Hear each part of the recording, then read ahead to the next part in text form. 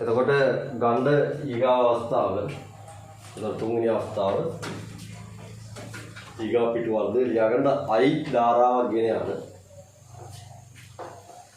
I ධාරාවක් ගෙන යන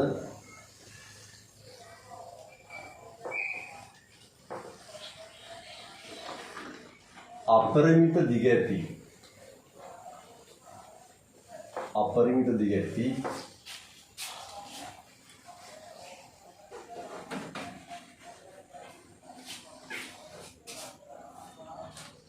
අපරිමිත දිග ඇති සන්නායකයකට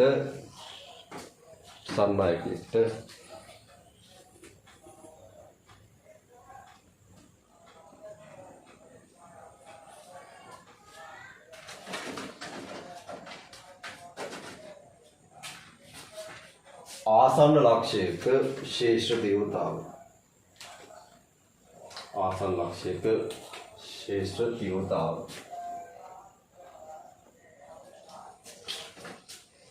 මේකේ පුතාලට අවස්ථාවන් දෙකක් දරුවනේ කතා කරන්න පුළුවන්. පළවෙනි එක තමයි මේ ඊතා දිගති සන්නායකයෙක්ගේ තමයි සම්පත් පොත කියලා තියෙන්නේ. නමුත් මේක ඔප්පු කරන්නේ පහලට ඍණානන්තයේ පැත්තටත් මේ කෙලවර ධනානන්තයේ පැත්තටත් යන සන්නායකයෙක්. ඕකට තමයි කියන්නේ අපරිමිත සන්නායකයෙක් කියලා. සෛද්ධාන්තික ඔප්පු කිරීම කරන්නේ ඔය වගේ තැනකට. හැබැයි පරීක්ෂණාත්මක ක්‍රමවේදයේදී අපිට අනන්ත දිග සන්නායක වන්න බෑ. ඒතකොට අපි ගන්න ඊතා දිග සන්නායකයක්. හරිද?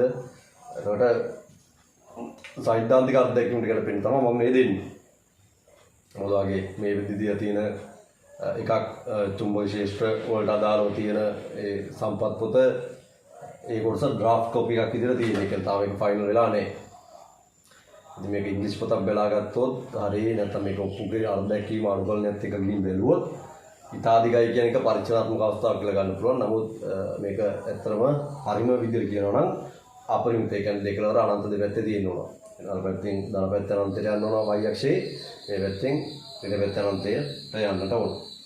හරි. එතකොට එවැනි සන්නායකයකට පුතේ ලම්බකව r දුරකින් තියෙන ලක්ෂයක් අපි තුන් p කියන.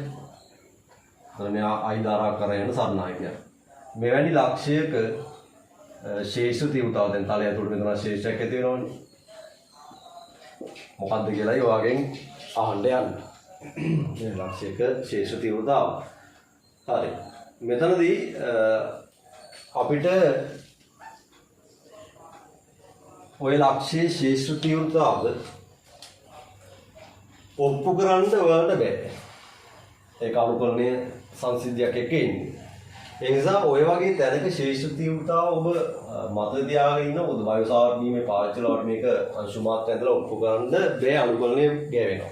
වෙනකොට සාධාරණ ඔප්පු කිරීමක් මෙන්න මේ වගේ DL දිගට අංශු මාත්‍රයක් අරගෙන නැස්ලාමයකට උනන් try කරන්න පුළුවන්. එතකොට මේ කෝණය θ නමුත් වා තේරුම් ගන්න θ කෝණයත් වේදි වෙනවා. නේද?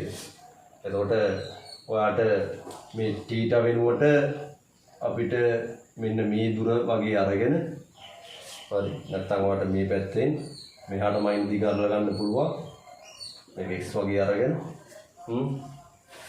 ඔය x දිග ඊට වෙනුවට ඔබට x දිග ඇතුලින් ප්‍රකාශන ගොඩනගලා ඊට පස්සේ අනුකලනය කරලා නැත්නම් ඊට කෝණේ දානුවත් අනුකලනය කරන්න පුළුවන් අනුකලනීය උපයෝගී කරගෙන ඔයාලට පුළුවන් ඔන්න ඔය මෙයා මෙහෙම මේ අංශු මාත්‍රය ඍණානන්තයේ පැත්තට යද්දී මෙතනින් ධනානන්තයේ පැත්තට යද්දී මොකද්ද කේන්ද්‍රයේ තියෙන ශේෂ තීව්‍රතාව කියලා ඔප්පු කරලා ගන්න.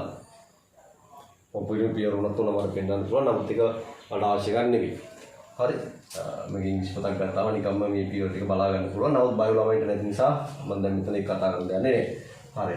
එහෙනම් දැන්ට මම මේවා අන්දිට කියවම මොකද වෙන්නේ? ඔබ මේක මත තියා ගන්න ඕන සීමාවන් වලට වඩා මේක සංකීර්ණ කරගන්න.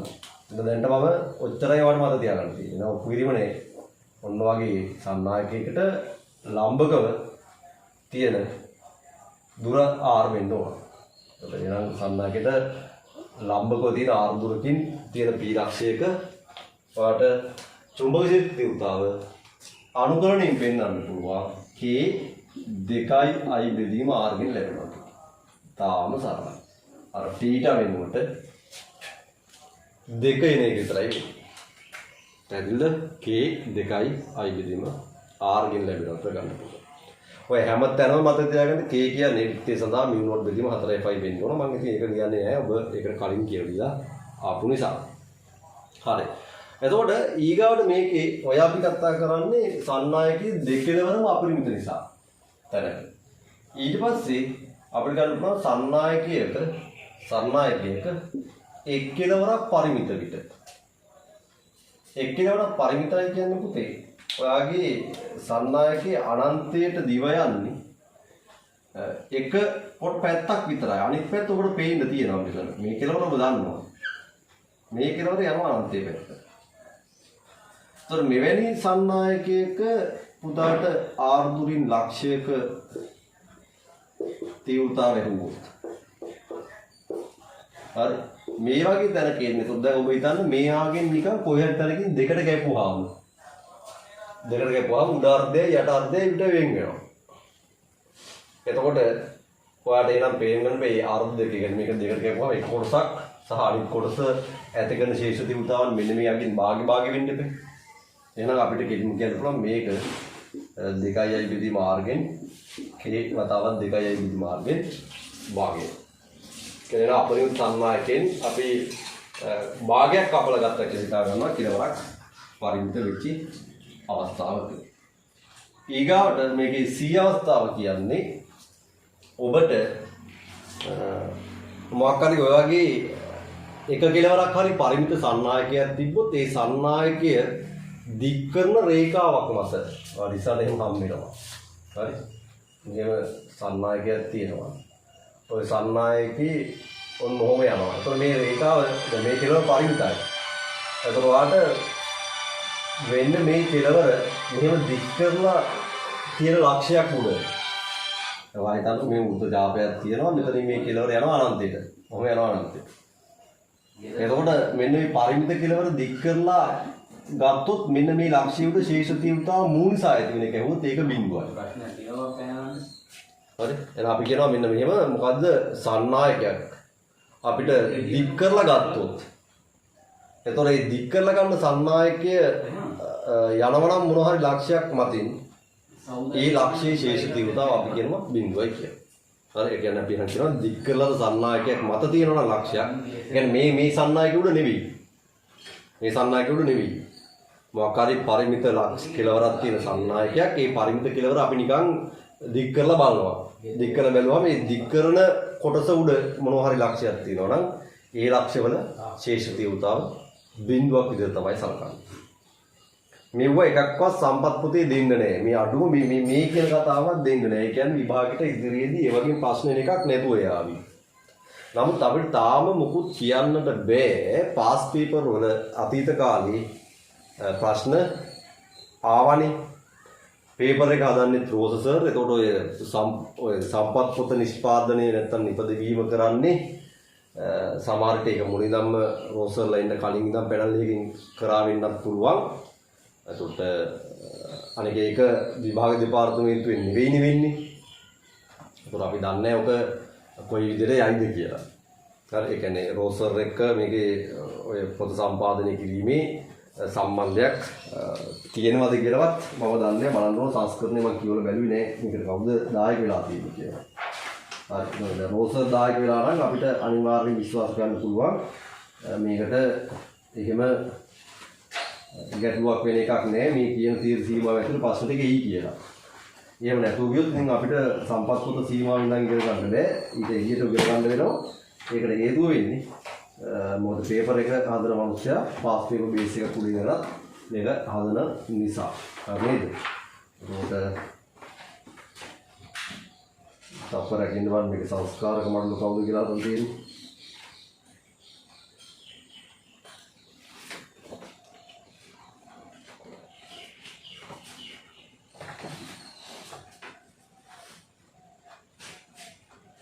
මේක උපදේශනයේ රෝසර්ගේ තියෙනවා. ඒකින්ද අපිට හිතන්න පුළුවන් මේක ඇතුළේම වාගේ ප්‍රශ්න පත්‍ර ටික හැදී කියලා. හරි. උපදේශනයක් රෝසර්ගේ තියෙනවා කියන්නේ සම්බන්ධ වෙලා තියෙනවා.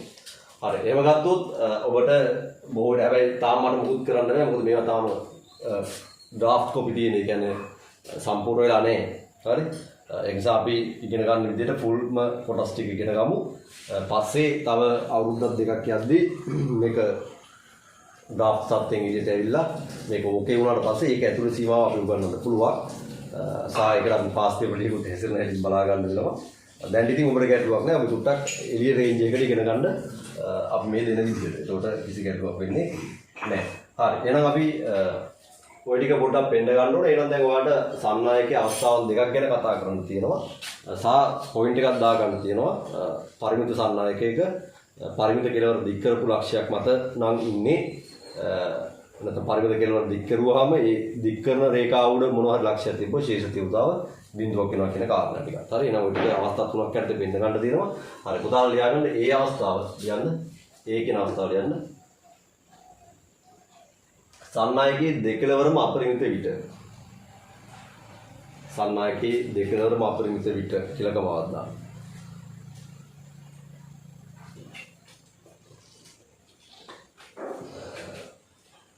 හරි. මේ රූපය අදගන්න. සමීකරණ මුකුල් ලියන්න යන්න එපා. උතර ඔබ B අවස්ථාවකදී තව තරුවක් දාලා ලියා ගන්නත් තියෙනවා කියලා ඔළුව තියාගෙන රූපේ සයිස් එක තීරණය කරන්න. ගොඩාක් කියලා වුණ වෙන්නේ නැහැ.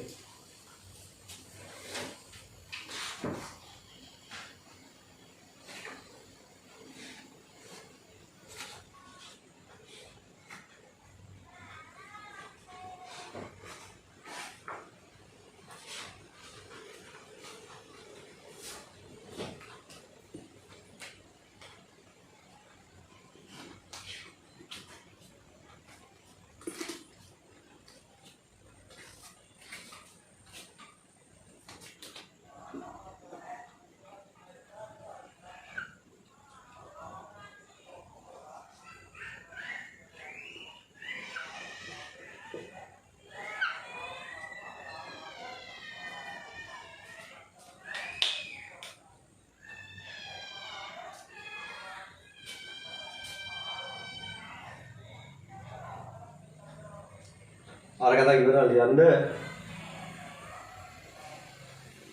සන්නායකයට ලම්බකව R දුරින් වූ P වැනි ලක්ෂයක මේ රූපෙන් දරන යන ලකුණු පැත්තේ වගේ ලියන්න.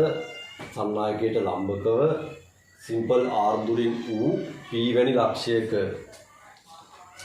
සන්නායකයට ලම්බකව සිම්පල් R දුරින් වූ P වැනි ලක්ෂයක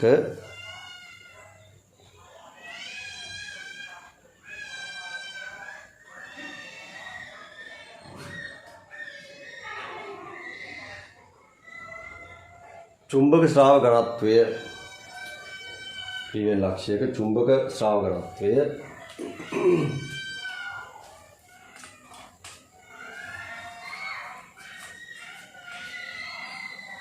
කියලා කමාව දාලා ගන්න. B සමාන K 2i බෙදීම R කොට කරලා මගින් ලැබෙන බව. B සමාන K 2i බෙදීම R මගින් ලැබෙන බව ඔප්පු කළ හැක. ඉතින් අනුකලණයෙන් ඔප්පු කළ හැක.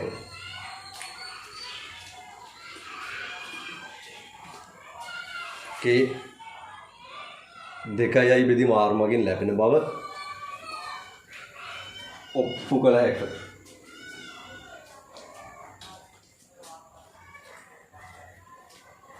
K 2i බෙදීම R මගින් ලැබෙන බව ඔප්පු කළ හැක.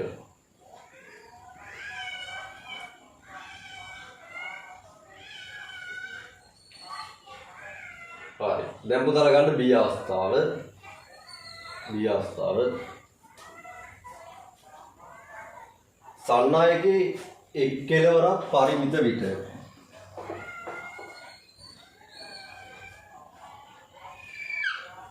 සන්නායකයේ එක් කෙළවරක් පරිමිත විට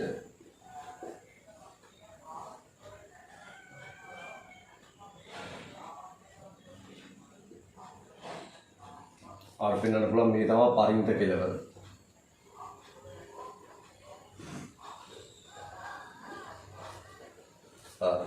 අදාළ රූපේ සමීකරණ ලියන්න යන්න එපා.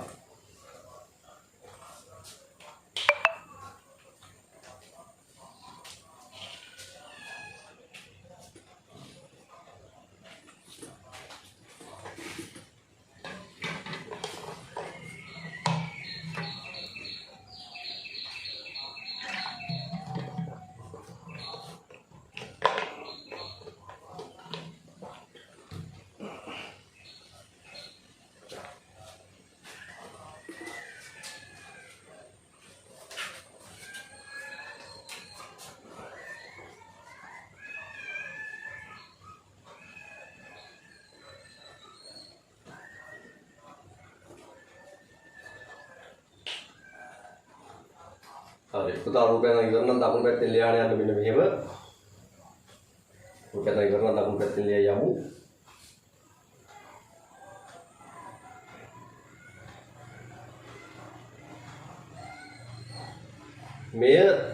මෙය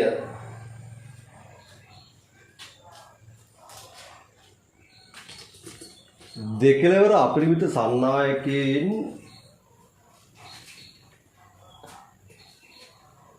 මෙය දෙකලවර අපරිමිත සන්නායකයකින්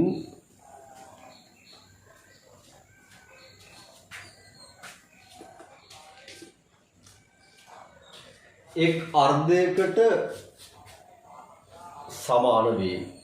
එක් අර්ධයකට සමාන වේ. එක් අර්ධයකට සමාන වේ.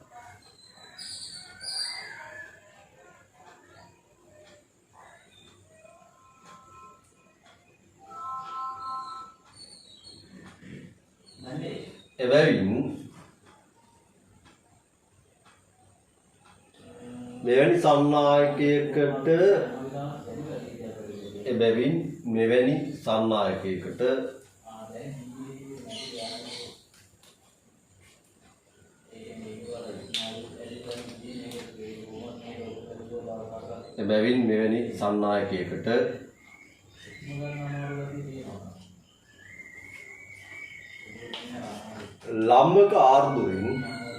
ලම්බක ආර්ධුරින්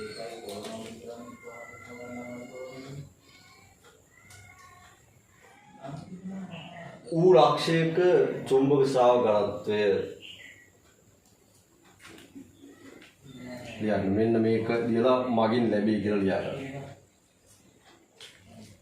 චුම්බක ශ්‍රාව ඝනත්වය උන්වක මගින් ලැබෙනවා.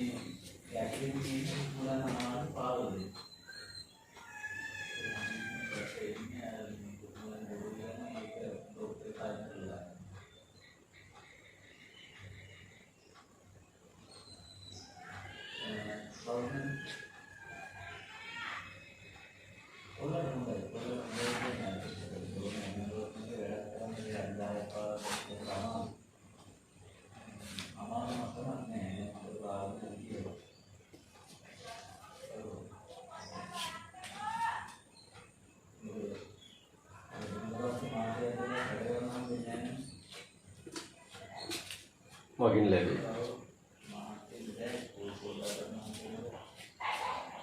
හරිද? දැන් පුතාලා යටින් තරුවක් දාලා ලියන්න.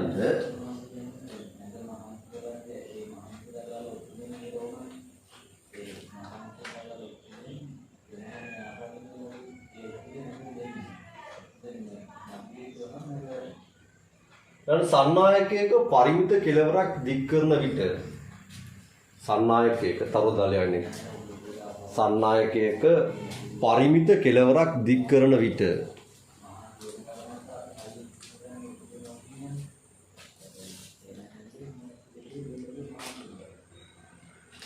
එම දික් කරන ලද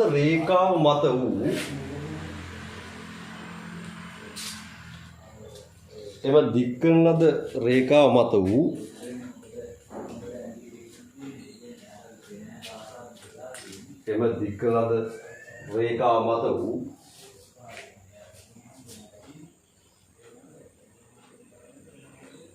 ලක්ෂයක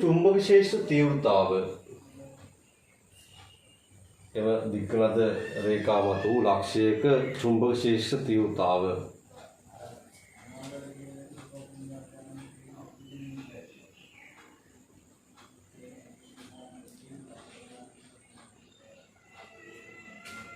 ශූන්‍ය වේ.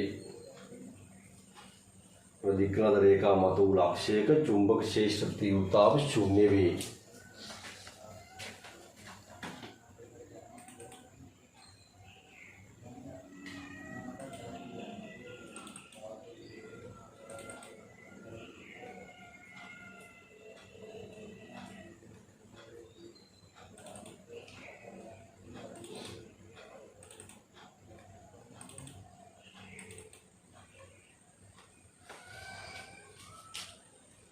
හරි. එහෙනම් පුතාලට ඒ කතන්දරෙත් පැහැදිලි. එහෙනම් ඔයාලට ඊගාව පිටුවේ තව පිටුව අර්ධයක් දීලා තියෙනවා. එතන ගිහින් දාගන්න. ඒතර ඔයාලගේ හතරවෙනි අවස්ථාව. ඔයාලා එතන ගිහින් දාගමු හතරවෙනි අවස්ථාව. මෙතනදී ඔබට තව චුට්ටක් ඉඩ තියෙනවා නම් දැන් මේ වගේ තැනක පුතේ සන්නායක ඉඳන් මයින්ලද දුරත් එක්ක චුම්බක ශේෂ්ත්‍රයේ විචලනය වෙන්නේ මත තියාගන්න ආර්ථ ප්‍රතිලෝමව. හරි. දැන් ඔබට මේ වගේ තැනක ඇහුවොත් සන්නායකයේ සිට මයින්ලද දුරත් එක්ක චුම්බක ශේෂ්ත්‍රයේ විශාලත්වය වෙනස් වෙන හැටි පස්තාරගත කරන්න කියලා. ඒතර පෙත්‍රෝම සමානුපාත පස්තාරයක් තමයි එන්නේ. හරි. ඔයාලට ඉඩ තියෙනවා නම් නෝට් කියලා දාලා ඒකත් දියාගත්තට කමක් නැහැ. නෝට්. ඔයාලා කියන්නේ අපරිමිත සන්නායකය සිට හරි අවශ්‍ය නම් මේකත් වෙන්න ගන්න. අපරිමිත සන්නායකයේ සිට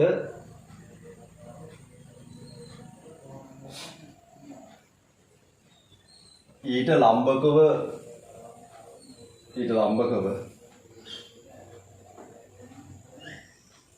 මනින් ලද දුර R සමග චුම්බක ස්‍රාව ඝනත්වයේ විචලනය.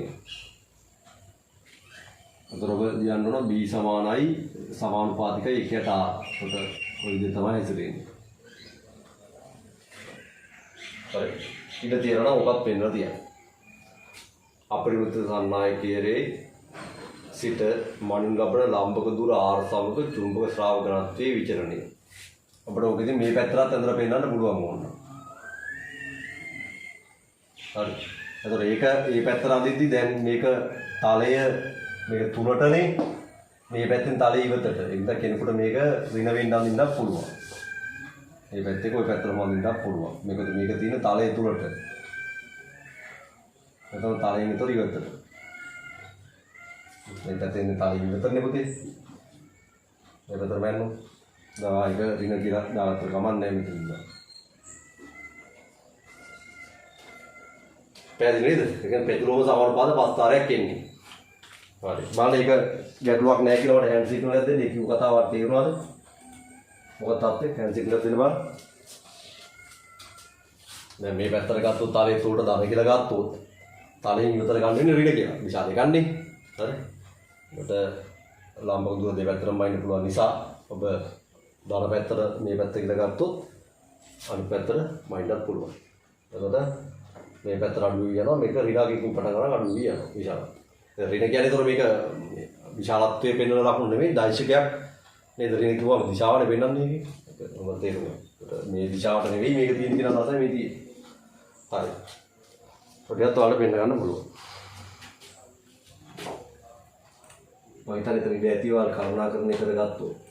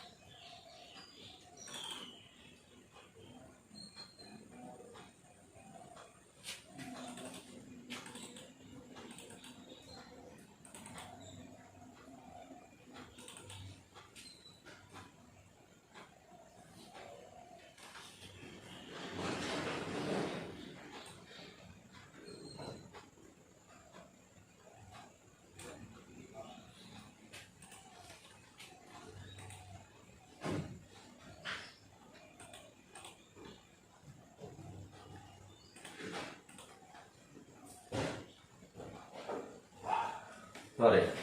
යමු ඊගා පිටු අර්ධයට.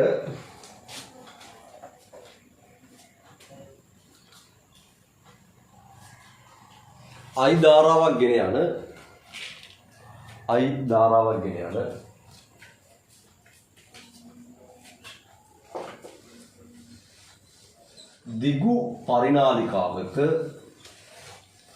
දිගු පරිනාලිකාවක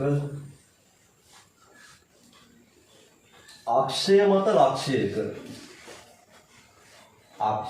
මත ලක්ෂයක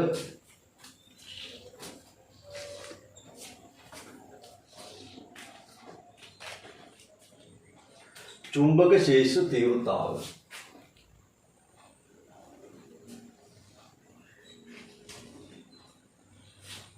ඔතේ පරිනාලිකාවක් අපි කියන්නේ මෙයාගේ කාඩ්බෝඩ් බටයක තම ප්ලාස්ටික් බටයක අපි කම්බි දඟරයක් පොතලා ගත්තොත් කම්බි දඟරයක් එතුවොත් අපි එහෙම ඔතපු කම්බි දඟරයක් මම ඇදලා පෙන්නන්නම් මෙන්න මේ විදිහට ඔබ කම්බි දඟරයක් පොතනවා එතුවොත් මේ කම්බි දඟරය හේතුවෙන් ඇතිවන එයාගේ අක්ෂය මත ඇතිවන මෙයාගෙන් අයිධාරාවක් යන්න සැලැස්සුවොත් අක්ෂය මත ඇතිවන චුම්බක ක්ෂේත්‍රයේ විශාලත්වය මොකක්ද? එතකොට ඒක ඔබට ප්‍රස්ථාරිකව අපිට ඇඳලා පෙන්නන්නත් පුළුවන්. ඒ කියන්නේ අක්ෂය දිගේ මයින්ලද දුරත් එක්ක කොහොමද චුම්බක ක්ෂේත්‍රය වෙනස් වෙන්නේ අපිට ඇඳලා පෙන්නන්නත් පුළුවන්. මුලින්ම අපි ඒක අඳින්න කලින් මෙතන මුලින්ම චුම්බක ක්ෂේත්‍රය ඇති වෙන හැටි තේරුම් ගන්න ධාරාව මෙහෙට අරන් යද්දි ඔබ දකුණත් නීතිය දැම්මොත් මේ පැත්තට ධාරාව යනදී ওই පැත්තට තමයි චුම්බක ක්ෂේත්‍රය ඇති වෙන්නේ. ඔබට පෙන්වන්න පුළුවන් චුම්බක ශ්‍රාව රේඛාවක් අක්ෂය මත පවතින්නේ ඔන්න ඔය දිශාවට. ඒ කියන්නේ මේ කෙළවරට ඇතුල් වෙනවා ශ්‍රාව රේඛාව මේ කෙළවරින් පිට වෙනවා. ඒක ඔබට සිම්පල්ව දකුණත් නීතියෙන් ධාරාව ගෙනියන දිශාවට ඔබ දකුණුවත භාවිතා කිරීමෙන් සොයා ගන්නට පුළුවන්.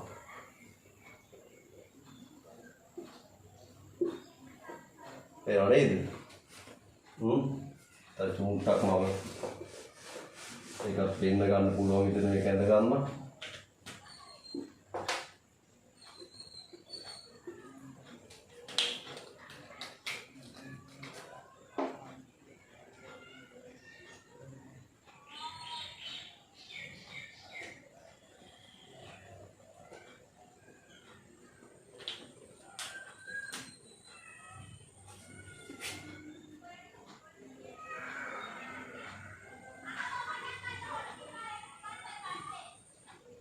ඔගේ දකුණු අත දැම්මොත්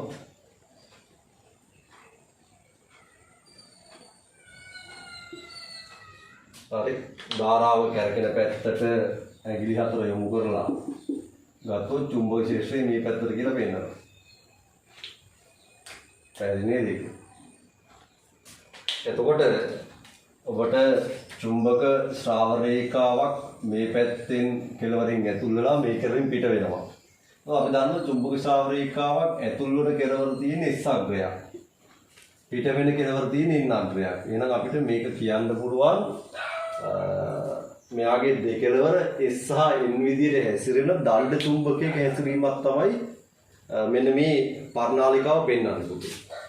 ඒක තමයි මෙයාගේ අවට චුම්බක ශ්‍රාව රේඛා දිගටම ඇඳලා බැලුවොත් ඒ කියන්නේ අපිට පුළුවන් ඊයේ සතියේ අපි කිව්වා වගේ මෙතන උපයෝගී කරගන්න මාලිමා යන්ත්‍රයන් උපයෝග කරගෙන මෙන්න මේ කම්බි දඟරේ පුතා චුම්බක ශ්‍රාව රේඛා ටික ඇඳලා බැලුවොත් එයා අර දණ්ඩ චුම්බකයක චුම්බක ශ්‍රාව රේඛා පෙන්නන විදිහට දැන් මම මේක ඇඳලා තියෙන එක තලයක ඔබ දන්නවා ත්‍රිමාණෝ මේ මුළු අවකාශයේ වටේටම මෙයා ශ්‍රාව රේඛාවන් නිර්මාණය කරගන්නවා.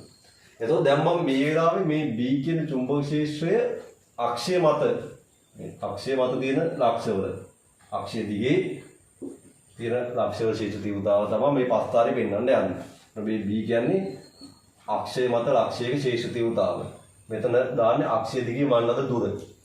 ඔබට මෙතන පෙන්වන්න පුළුවන් මෙන්න මේ පරිණාලිකාව පවතින සීමාවේ පොට පවතින සීමාවේ අක්ෂය මත චුම්බක ක්ෂේත්‍ර තීව්‍රතාව නියතාංගයක් ලබා ගන්නවා. ඊට පස්සේ එතනින් පස්සේ ඈතට යන්න ශේෂ තීව්‍රතාව ඉක්මනින් අඩු වෙනවා අපිට දකින්න පුළුවන්. ඒ කියන්නේ මේකේ බලපෑම එහෙනම් අක්ෂයට වෙන්න තමයි ලොකු වගයක් පවතින්නේ කියලා මේකෙන් පේන්නේ. හරි. ඒත් එක්කම මෙන්න මේ අපි හිතමුකෝ මෙන්න මේ දඟරේ දිග L. ඔය L කියන දිග තුල පොට කැපිටල් N ගාණක් තියෙනවා නම්. හරි. මේ දඟරේ ඒකක දිගක පොට ගාණ සිම්පල් N අපිට ලියන්න පුළුවන් N බෙදීම L. ඒ කියන්නේ මීටර 1 තියෙන දිගක තියෙන පොට ගාණ. එතන මම කිව්වේ දඟරේ දිගක තියෙන පොට ගාණ කැපිටල් N නම් අපිට මීටර 1ක දිගක L දිගක තියෙන පොට ගාණ කැපිටල් N නම් N L ගෙන් බෙදුවහම මීටර 1ක දිගක තියෙන පොට ගාණ හම්බ වෙනවා. නේද?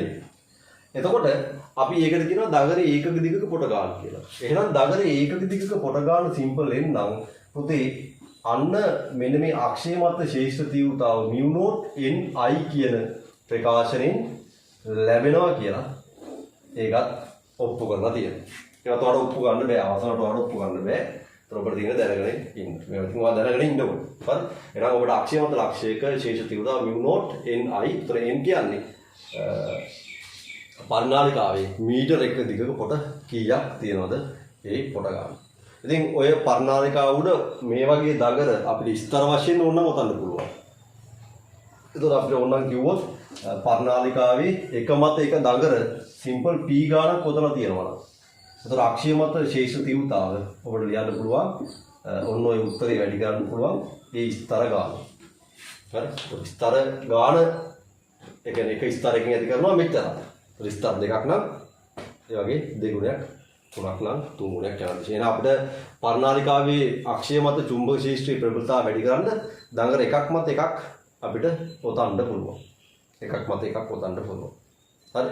එතකොට අපි කරන්නේ මේ දඟරේ උසලා මේ කුඩින් ආය පරිවාරක ආවරණයක් තියලා තව දඟරයක් උතන. ඒක උඩින් පරිවාරක ආවරණයක් තියලා තව දඟරයක් උතන. මේ විදිහට ඔබට ඔතන්න පුළුවන්. පැහැදිලිද? හරි. ඔය තමයි ගන්න විදිය.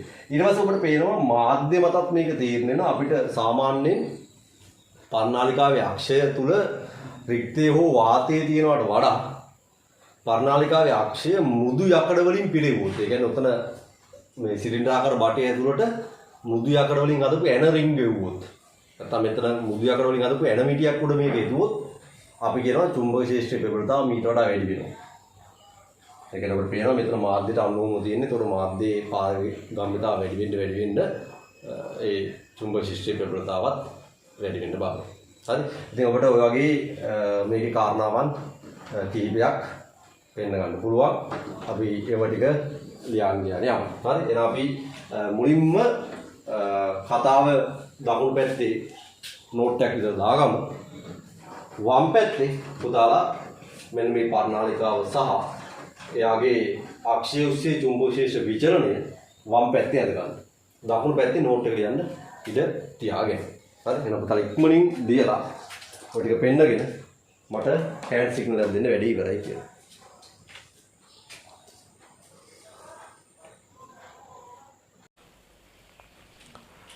පෙන්නලා ඉවරයි හෑන්ඩ් සිග්නල් එකක් දෙන්න. අඳයි ඉවරනා.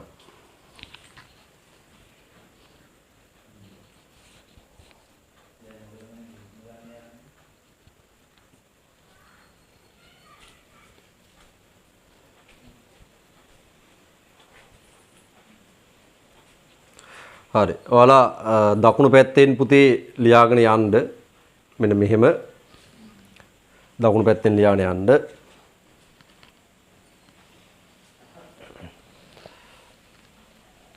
රූපේ පෙන්වා ඇති පරිදි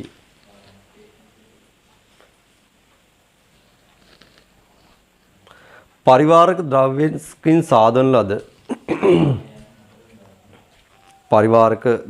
සාදන ලද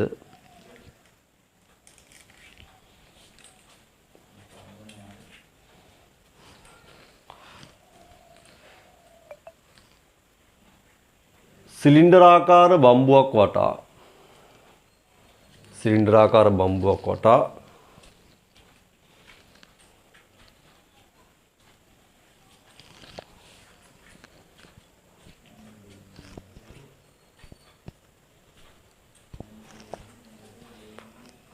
ඔතන ලද කම්බි දඟරයක් ඔතන ලද කම්බි දංගරයක්. පරිනාලිකාවක් ලෙස ඔතන ලද කම්බි දංගරයක්.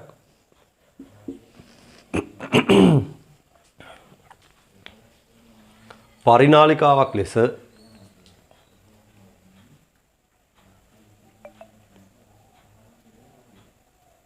හඳුන්වයි. පරිනාලිකාවක් ලෙස හඳුන්වයි.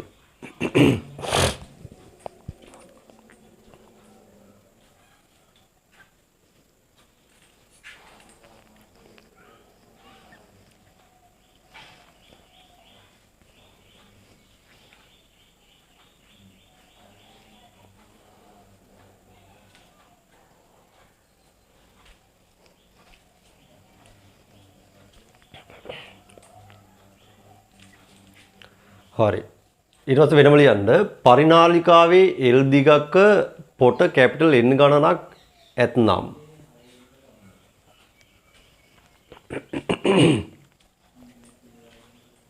පරිනාලිකාවේ කැපිටල් L දිගක පොට කැපිටල් N ගණනක් ඇතනම්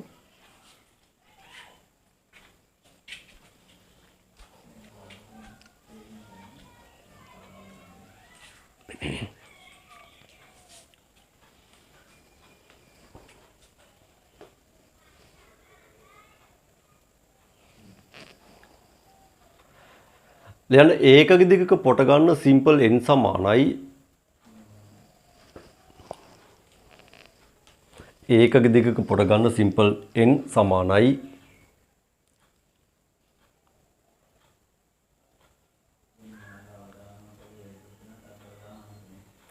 කැපිටල් N බෙදීම කැපිටල් L වන අතර කැපිටල් N බෙදීම කැපිටල් L වන අතර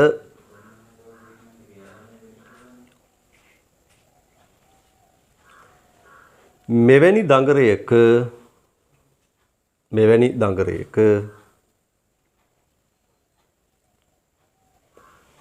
අක්ෂය මත මෙවැනි දඟරයක අක්ෂය මත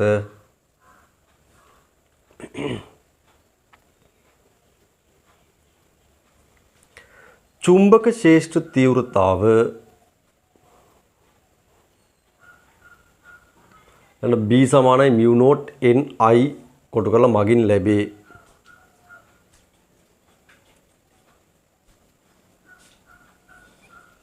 චුම්බක ශේෂ්ත්‍ර තීව්‍රතාව mu naught Ni මගින් ලැබේ.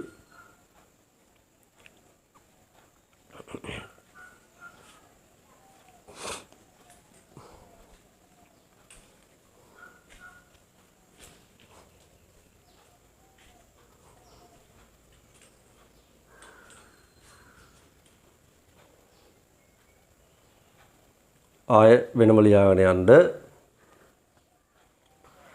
තවද පරිනාලිකාව අවට චුම්බක ශේෂ්ත්‍රය තවද පරිනාලිකාව අවට චුම්බක ශේෂ්ත්‍රය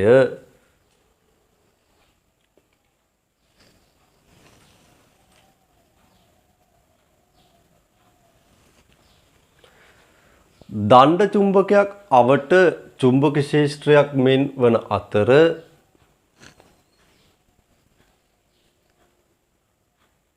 දණ්ඩ චුම්බකයක් අවට චුම්බක ශේෂ්ත්‍රය මෙන් වන අතර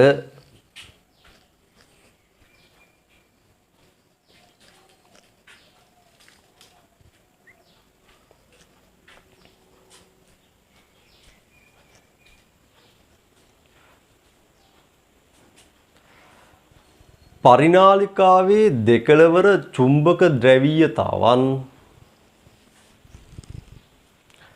පරිනාලිකාවේ දෙකළවර චුම්බක ද්‍රවීයතාවන්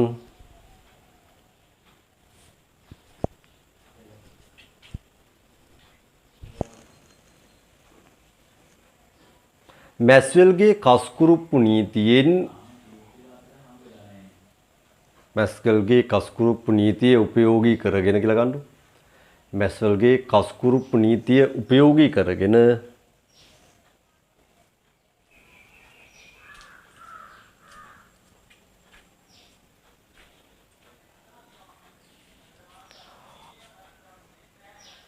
අක්ෂය ඔස්සේ චුම්බක ක්ෂේත්‍රයේ දිශාව සොයා ගැනීමෙන්